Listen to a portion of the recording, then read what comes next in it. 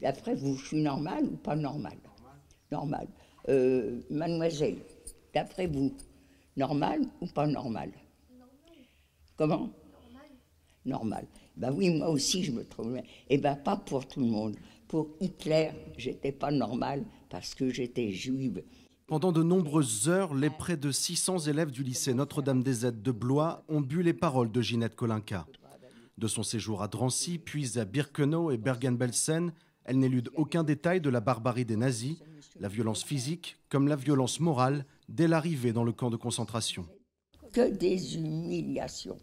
La nudité, le tatouage. Alors maintenant, ça y est, on est tatoué et on va nous emmener à se faire raser. Alors, on vous enlève les poils du sexe, on vous enlève les cheveux, on est transformé en des êtres inhumains tout de suite.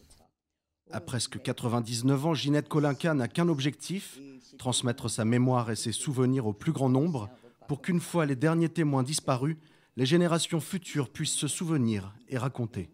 Vous haïssez quelque chose, eh ben, rappelez-vous que c'est un pied dans Auschwitz. Les négationnistes, on peut leur dire tout ce qu'on veut. S'ils sont décidés de dire que ça n'a pas existé, vous inquiétez pas, ils vont revenir à l'attaque dès qu'il n'y aura plus personne pour parler.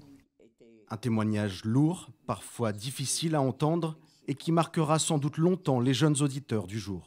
C'est intéressant d'avoir les détails. Des habitations, au niveau de comment était organisé le camp, des voyages en train aussi, de comment ça se passait les tatouages, je ne m'imaginais pas trop ça. C'est quand même exceptionnel qu'on ait eu la chance de pouvoir la rencontrer, de pouvoir l'entendre, que même si on ne peut pas vraiment savoir ce qu'elle a vécu, on peut le connaître un peu.